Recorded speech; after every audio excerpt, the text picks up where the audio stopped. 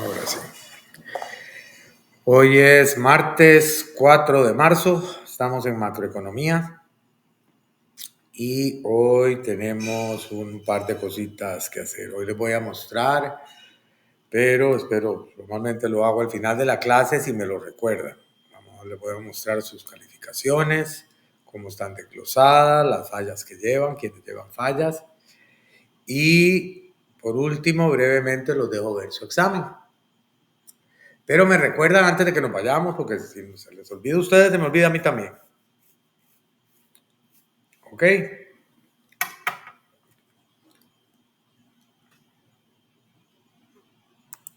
Estamos hoy, vamos bueno, primero voy aquí.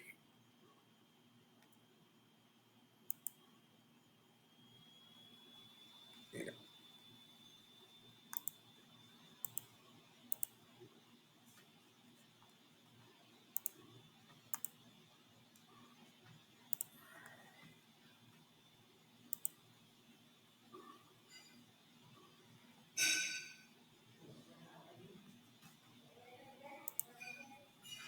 Ahora sí. En la sección de tareas ya les aparece la asignación 5, que tiene que ver con los temas que vamos a ver hoy. Esta tarea ahí dice el 7, pero la pueden entregar el 8 sin ninguna penalización. El 8 se cierra la plataforma.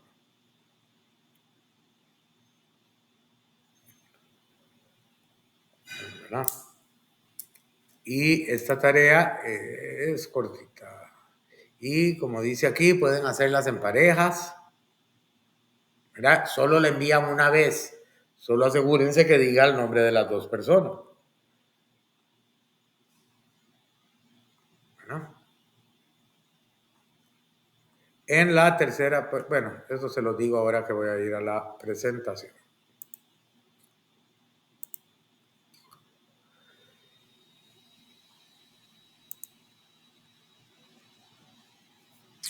Okay. Hoy vamos a hablar de lo que es el modelo simple del multiplicador, se llama. Nosotros ya vimos la fórmula del PIB por el lado del gasto. ¿Cuál es la fórmula del PIB por el lado del gasto? PIB es igual a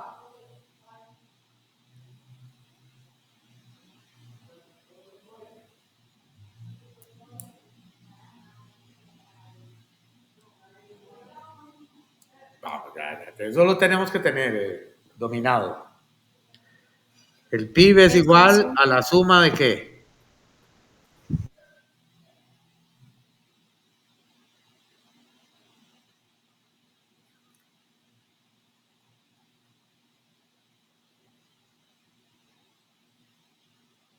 Las cuatro variables. ¿Cuáles son las cuatro variables que se suman por el lado del gasto para determinar el PIB? Consumo. Consumo privado. Inversión. Inversión privada. Gobierno. Gastos del gobierno, que incluye consumo e inversión pública. Y por último, Exportaciones netas. exportaciones netas. Es una ecuación lineal. La suma de esas cuatro variables te dan el PIB. Esas cuatro variables, ¿verdad? Conforman todo el gasto, es decir, todo lo que se compra en el país. ¿Alguien no está claro con eso o sí estamos claros, verdad? Es decir, ahí todo lo que se compra, ¿verdad? Es en lo que se gasta. Y entonces, todo está incluido ahí y eso conforma el PIB por el lado del gasto. Cuando empezamos a ver, es decir, sabemos los tres objetivos macroeconómicos. ¿Cuáles son los tres? Espéreme un momentito. Espérese un momentito. No, no puedo, mi amor. Perdonad. Perdonad, mi amor, pero lo hice todo. Perdonad.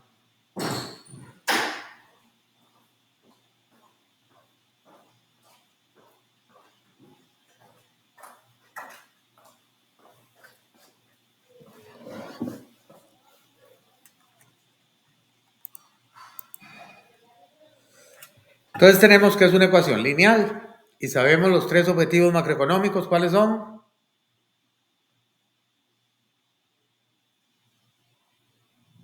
El crecimiento económico alto, el empleo alto con desempleo bajo y los niveles de precios estables.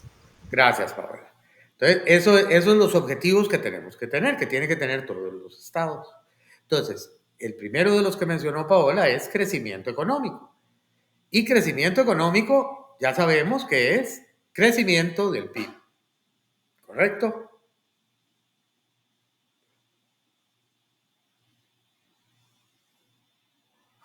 Entonces, si el objetivo es que el PIB crezca, y es una ecuación lineal, todas las acciones que se hagan, si se toman acciones para que el consumo privado y público aumenten,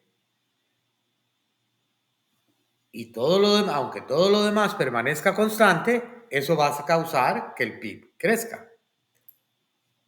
No les veo las caras, no sé si me están entendiendo. Si sube la C y todo lo demás permanece igual durante un periodo a otro, eso va a hacer que el PIB crezca porque es una ecuación lineal. En el único que no es, bueno, es lineal, pero que tiene un efecto negativo es en exportaciones netas. Pero de igual manera, sabemos que el valor de las exportaciones netas es negativo, porque Honduras importa más de lo que exporta. Pero si logramos, bueno, este año que pasó, que tuvimos muy buen precio del café y tuvimos una muy buena producción, eso hace que las exportaciones, el monto exportado, sea mayor. Entonces, el efecto negativo sobre el PIB de la X es menor. Entonces, eso hace que el PIB crezca. Nuestro objetivo es que el PIB crezca, porque ese es su objetivo macroeconómico, que la economía crezca, y es el objetivo que debemos tener, no importa cuál sea, como les digo, el modelo económico o político o social que se tenga. Una economía cuya población crece año con año, debe la economía en sí crecer año con año. Tiene lógica. Pues bueno, el modelo multiplicador habla de esto que les acabo de describir.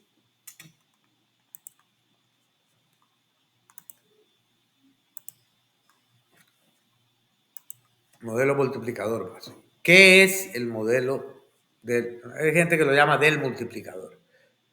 Yo lo conocí como modelo multiplicador. Es una teoría macroeconómica para explicar cómo se determina la producción en el corto plazo. La producción es el PIB. Entonces, el modelo multiplicador nos sirve para determinar cómo se afecta el PIB dependiendo de ciertos eventos y cambios en la economía. Explica cómo cada cambio monetario de los gastos exógenos, como la inversión, da un origen a un cambio monetario mayor del PIB. Ok, esto lo voy a decir de varias formas hasta para que lo entendamos. El modelo multiplicador habla de que cambios en las variables exógenas. Por ejemplo, una variable exógena es la inversión privada. Recuerden no caer en la falacia de no mantener el resto constante. Para hacer este análisis mantenemos el resto constante. Entonces, si aumentamos la inversión de acuerdo a lo que dice este párrafo, ¿qué efecto tiene esto en el PIB?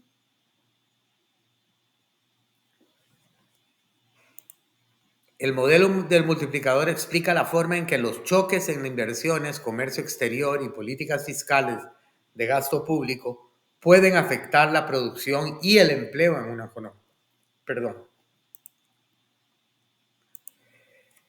El nivel de equilibrio del PIB está en el punto donde el ahorro planeado es igual a la inversión planeada.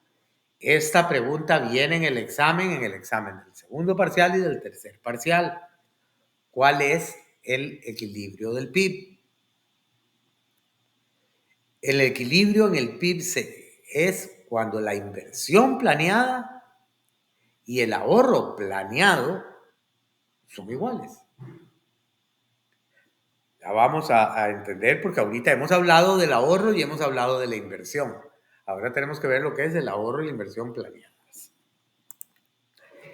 En cualquier otro nivel de producto, el ahorro deseado por las familias difiere de la inversión deseada por las empresas. Recordemos que, en primer lugar, no estamos hablando de una persona o de una empresa. Estamos hablando de una economía en su totalidad. Y las medidas que se toman para dirigir la economía van incentivadas no a que una empresa ahorre más o emplee más gente, es para crear las condiciones para que la economía genere más gente, para que el sector privado genere más gente, para que el sector público requiera más gente. De todo esto genera empleo. Y en el único punto donde hay un balance entre el ahorro que tiene la gente y la inversión es en el punto de equilibrio del PIB. Cuando las empresas pueden invertir lo que quieren invertir y la población ahorra lo que tiene capacidad de ahorro para ahorrar la misma cantidad que las empresas quieren invertir. Por eso se le llama que ese es el equilibrio del PIB. Léanlo en el libro, ahí lo van a entender todo mejor. Esa diferencia hará que las empresas cambien sus niveles de producción y empleo para regresar la economía al PIB del equilibrio. ¿De qué estamos hablando? De que si no están en el punto de equilibrio y el ahorro no es igual, el ahorro planeado no es igual a la inversión planeada, pónganse que la inversión planeada era más alta, las empresas van a desistir de invertir hasta llegar al nivel de equilibrio. Entonces la economía empieza a crear fuerzas por sí sola el mercado que hace que la economía vuelva a querer llegar al equilibrio. Ahora volvemos a lo que es el multiplicador y por qué se llama multiplicador. Es lógico que un aumento en inversión provoque el incremento en el nivel de producción y de empleo. ¿Qué piensan de esto que dice aquí? ¿Qué quiere decir lo que dice esto aquí? Alguien ayúdeme a ponerlo en palabras más simples.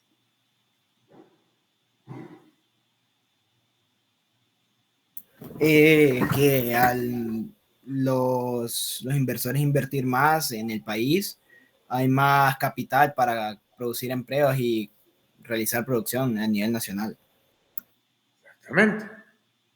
Sí, aquí dice, un aumento de la inversión provoca incremento en el nivel de producción. ¿Es esto lógico?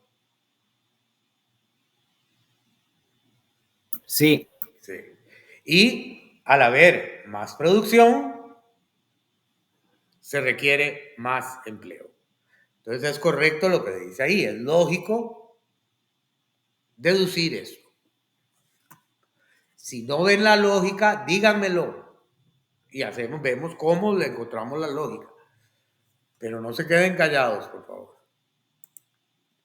El modelo del multiplicador demuestra que un aumento de la inversión hará que el PIB hará aumentar al PIB en una cantidad amplificada o multiplicada, en una cantidad mayor que esa.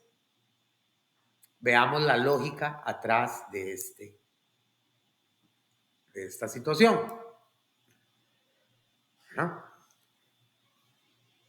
Un aumento de la inversión. Pongamos que se aumenta la inversión en 1.000.000 de lempiras.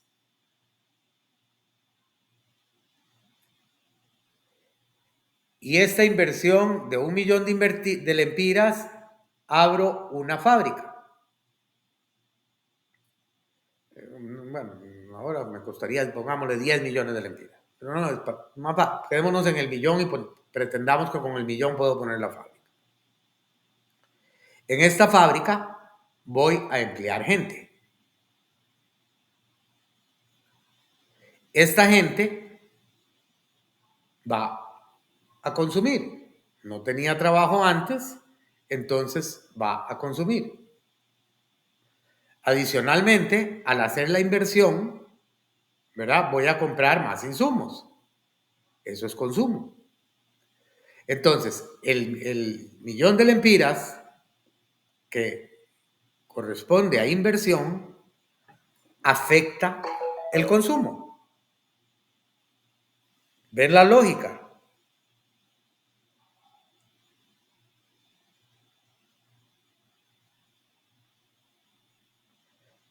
Es decir, el efecto en el PIB no solo es, por un lado es el millón de lempiras, que va a subir pero el efecto de ese millón va a hacer que el consumo aumente.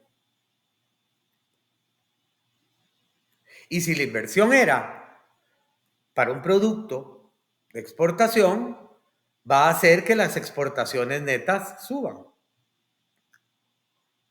Entonces, el millón de lempiras que se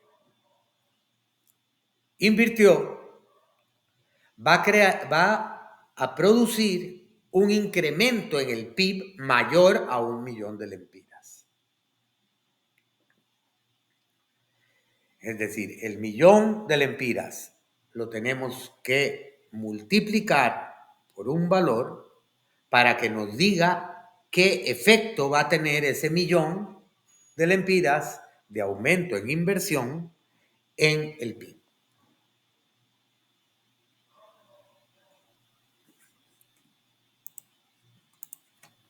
El multiplicador es el efecto de un cambio de $1 de gastos exógenos sobre la producción total.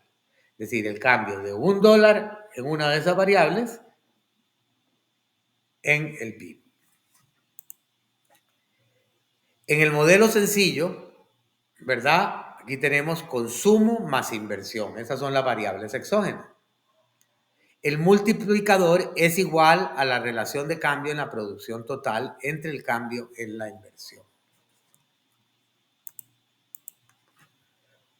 Por consiguiente, el tamaño del multiplicador depende de la PMC. ¿Qué es PMC? La propensión marginal a consumir. Exactamente.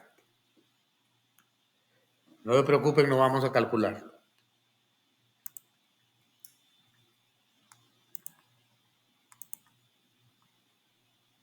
El cambio en la producción es igual a 1 sobre la propensión marginal a ahorrar por el cambio en inversión.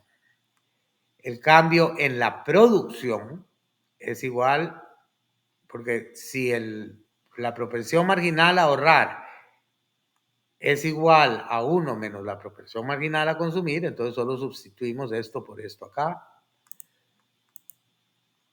Y lo que nos dice es el siguiente. El modelo multiplicador es un caso especial del modelo de la demanda y oferta agregada.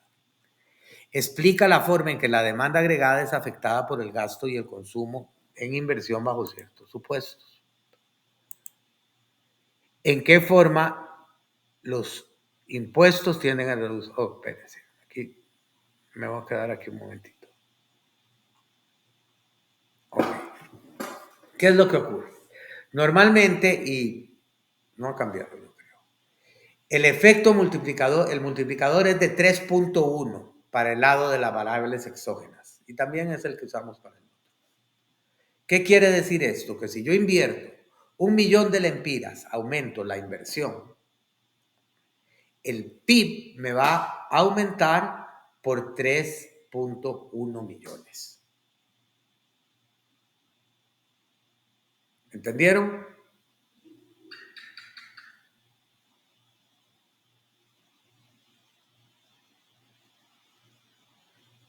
Y por eso se llama el efecto multiplicador. Ahora, ¿qué tiene que ver la propensión marginal a consumir y la propensión marginal marginal ahorrar con este multiplicador. Tiene todo que ver, aunque uno nivela el otro. Si yo aumento la inversión en 1.000.000 de lempiras, parte de eso, 1.000.000 de lempiras, se va a ir a consumo y parte de ello se va a ir a ahorro.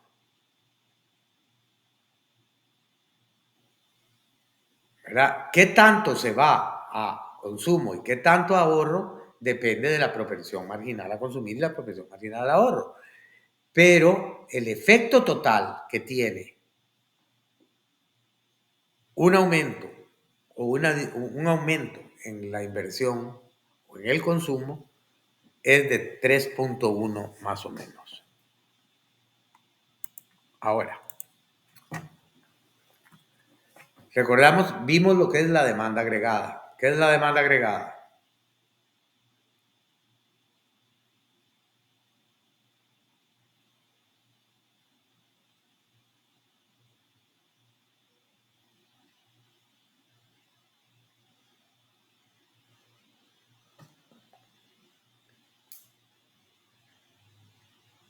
Dígame, ¿qué es la demanda agregada?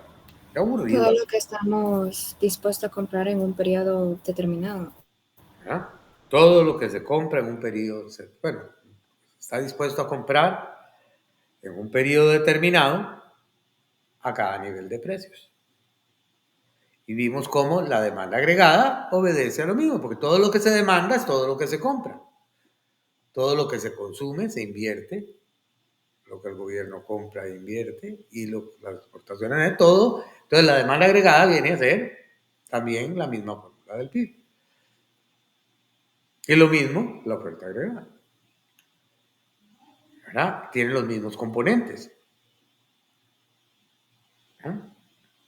Pero lo que vemos aquí son los determinantes. ¿Qué afecta la demanda agregada? Ya vimos ciertas cosas que afectan la demanda agregada.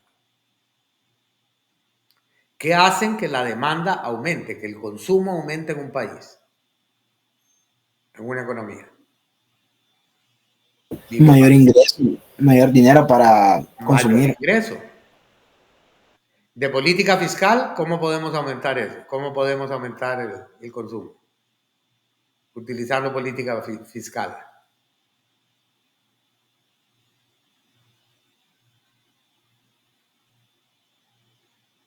Reduciendo los impuestos. Si reducimos los impuestos, la gente va a tener más ingreso disponible y va a consumir más. ¿Ven la lógica?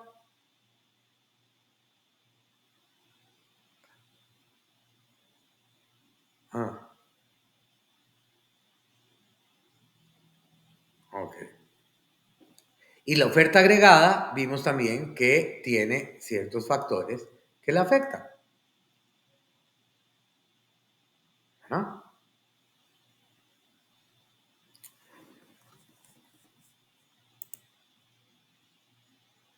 El modelo multiplicador explica la forma en que la demanda agregada es afectada por el gasto en consumo y en la inversión, bajo ciertos supuestos precisos. ¿En qué forma los impuestos tienden a reducir la demanda agregada y el nivel del PIB? ¿Cómo lo vemos ahí? ¿Cómo los impuestos pueden disminuir la demanda agregada y el nivel del PIB?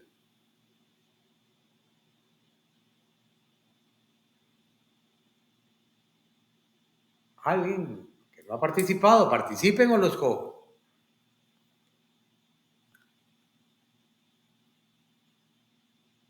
Si los impuestos son más altos, la demanda agregada tendría que bajar, ¿verdad?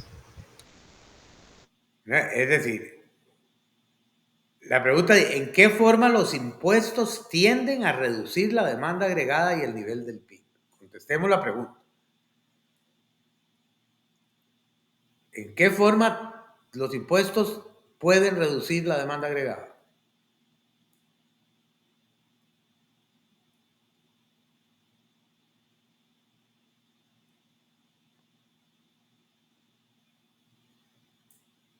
¿Qué pasa con los impuestos? ¿Qué tiene que hacer los impuestos para que reduzca la demanda agregada? Es decir, ¿qué política fiscal de impuestos tiene que utilizar el Estado que puede causar que la demanda agregada disminuya? Acabamos de ver el efecto contrario.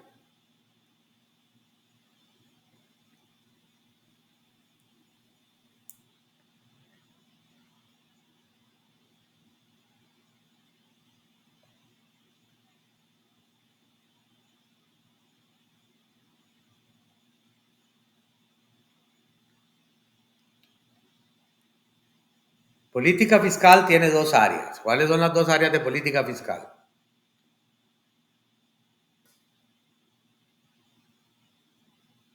El gasto público y los impuestos.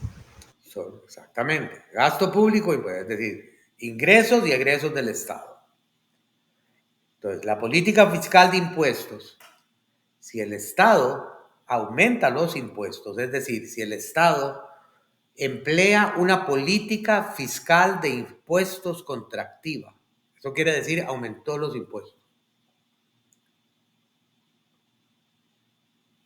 ¿Qué efecto tiene esto sobre la oferta agregada?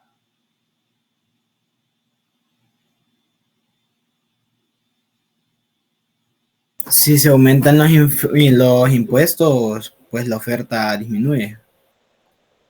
No, la oferta no. La demanda, digo. La demanda agregada disminuye, lógico. La gente tiene, si aumentaron los impuestos, más del ingreso disponible de la población va a ir a pagar impuestos, tienen menos dinero, esto va a reducir la demanda agregada. ¿Y qué efecto tiene esto sobre el PIB?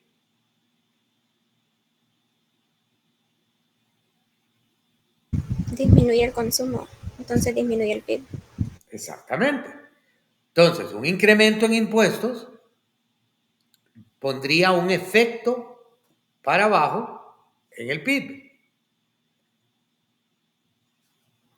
¿Qué tanto? Los impuestos adicionales provocan un descenso en nuestros ingresos disponibles y los menores ingresos disponibles tienden a reducir nuestro gasto en consumo. Si las inversiones y las compras gubernamentales permanecen invariables, una reducción del gasto en consumo reducirá el PIB y el empleo.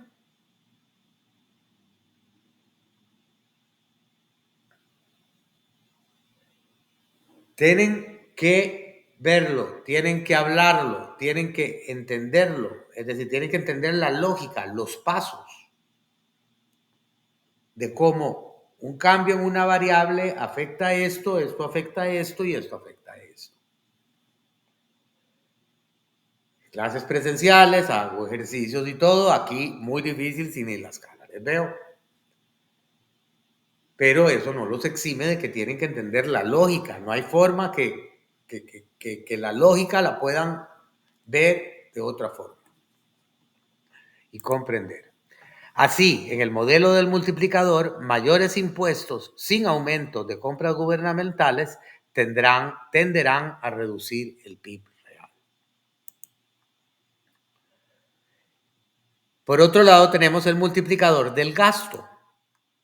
El multiplicador del gasto gubernamental es el aumento del PIB debido a un aumento en la G, es decir, en el gasto público, ¿verdad? Ya sea en inversiones o en consumo público. El multiplicador del gasto público es exactamente el mismo número que el multiplicador de la inversión. A los dos se les llama multiplicadores del gasto.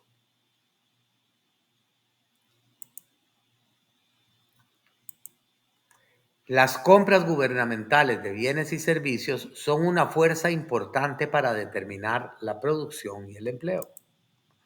En el modelo del multiplicador, si aumenta el gasto, la G, ¿verdad? El gobierno, la producción aumentará G por el multiplicador del gasto. En consecuencia, las compras gubernamentales tienen el potencial de estabilizar o desestabilizar la producción durante un ciclo económico.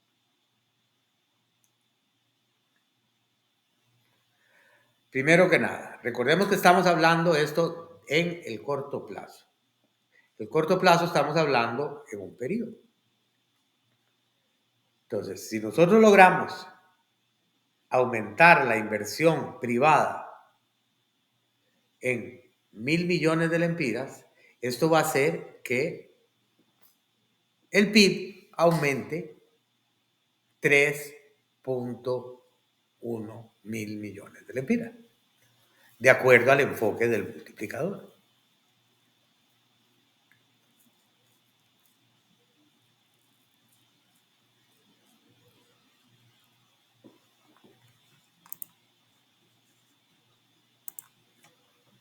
Entre las implicaciones que se hacen para entender el modelo multiplicador están las siguientes. En el modelo del multiplicador no se tiene en cuenta el efecto del dinero y del crédito sobre el consumo y la inversión. Como estamos hablando en un corto plazo, no estamos hablando de crédito, ¿verdad? Y el efecto que puede tener la política monetaria de oferta de dinero, porque esos efectos son mayores al corto plazo. Entonces, el modelo multiplicador excluye los efectos que puede tener la política monetaria. En el modelo del multiplicador sencillo no tiene en cuenta la forma en que el comercio exterior afecta a la producción interna y externa. Asumimos que lo que es las exportaciones netas es la cantidad que se exporta y se importa, no cambia.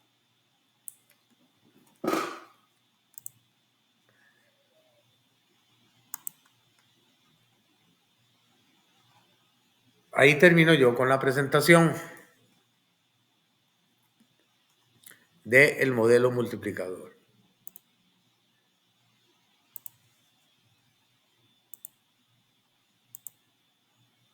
Les repito una y otra vez. La presentación no es sustituto para la lectura del capítulo. Hay mucho en ese capítulo que no lo mencioné. Pero mencioné lo que más me interesa, que es que entiendan qué es el modelo multiplicador y el razonamiento detrás de él. Porque si queremos llegar al objetivo, tenemos que ver, es decir, tenemos que aumentar, es decir, ver cómo aumentamos el PIB. Y en el modelo multiplicador nos dice cómo el efecto que tendría multiplicado el lograr aumentar la inversión. Porque otra cosa es aumentar el gasto público. Pero ese efecto no es igual. La cadena sí sigue, aunque se utilice el mismo multiplicador, el efecto en el sector público sigue una cadena diferente. Al final llega al mismo punto, pero es en un más largo plazo. Bueno, pero eso no es lo que quiero que veamos hoy. Algunas preguntas sobre el modelo multiplicador.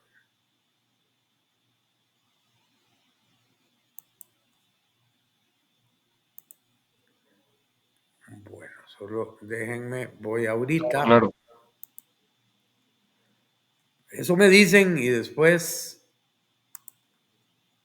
ustedes mismos se engañan. Ahorita les voy a proyectar sus calificaciones del primer parcial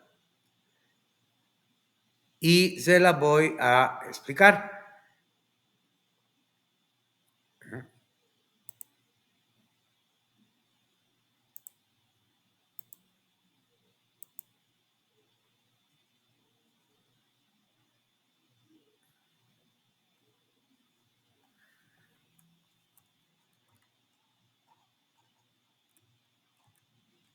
Ok.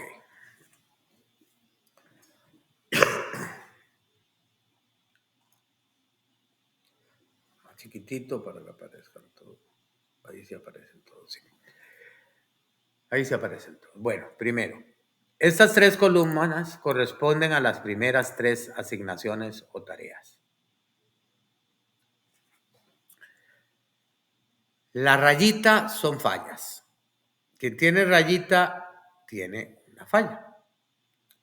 Les recuerdo que en todo el periodo tienen derecho a 2 fallas. Y aquí veo personas que ya tienen sus 2 fallas.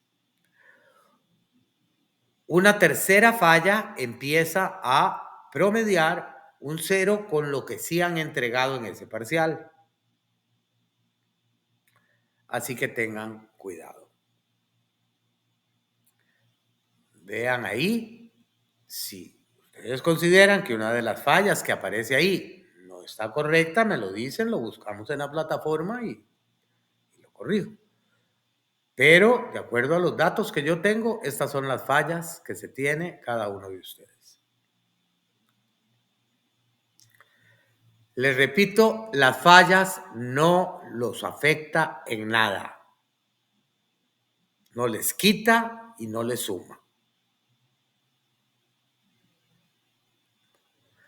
Por ejemplo, esta persona que solo entregó la primera tarea y no entregó la segunda y la tercera, su promedio de acumulativo del primer parcial es 90, porque las otras 2 no cuentan, para arriba ni para abajo. Entonces, 90 y ese 90, espérenme aquí, ese 90 contribuye a la nota del primer parcial 30 puntos. Por otro lado tenemos el examen. Y el examen, estas son las calificaciones con base a 100 que obtuvieron en el examen. Los 2 en amarillo, por favor, me indican, ¿verdad? Estemos pendientes porque lo tomarán en reposición.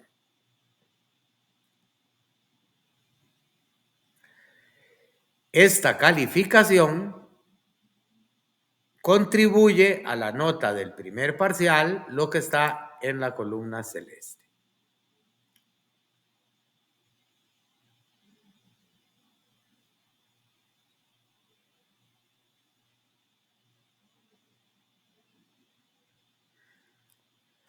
Con base en lo anterior, la calificación que obtuvieron en el primer parcial es esta.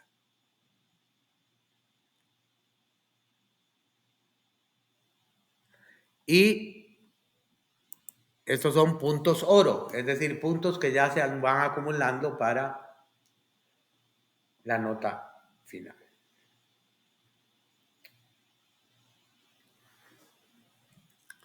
¿Alguna consulta, comentario? Solo quiero Dime, Ronnie. mencionar un detalle. Esto no es una justificación, ¿verdad? Solo considerar que ahorita estas semanas atrás la plataforma estuvo fallando demasiado para subir la tarea. Como le menciono, no es una justificación porque yo sé que hay tiempos en los cuales uno lo puede hacer, pero normalmente uno quiere subir las tareas tal vez una hora antes de que se cierre la plataforma y eso fue una falla en mi punto de vista. Como digo, Bueno, no es una siempre doy justificación un porque yo sé día que más eso, a lo que dice la plataforma. pero, pero en las últimas tareas atrás no mencionó eso. La última tarea les di un día más, pero les dije que era solo mediodía, que era solo mediodía que Sí, se sí, sí, tocaba. no, sí, pero me refiero a esa unidad que pasó atrás. Bueno, aquí nadie ha sido afectado hasta el momento. En otras clases sí. Sí, no, no, yo sé que eso no es una justificación, o lo que también a veces es bueno considerar que la plataforma estaba fallando demasiado. No, estamos claros. Estoy claro con todo eso.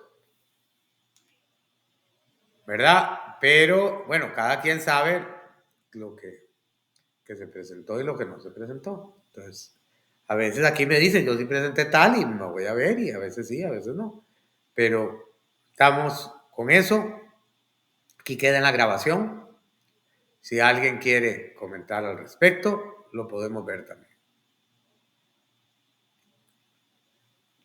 Bueno, dicho eso,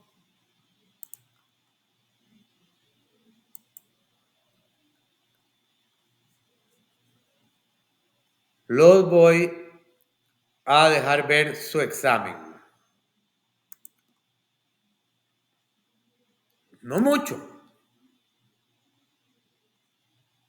No mucho. No me lo copian todo.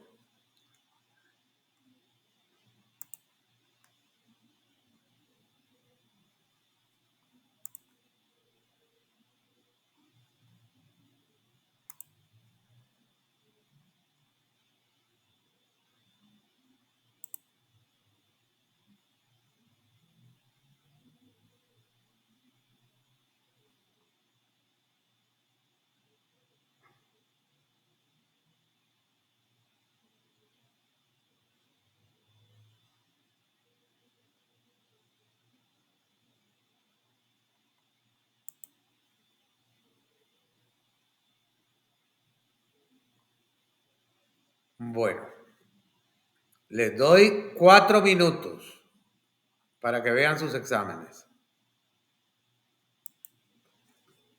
A partir de ahora. 5.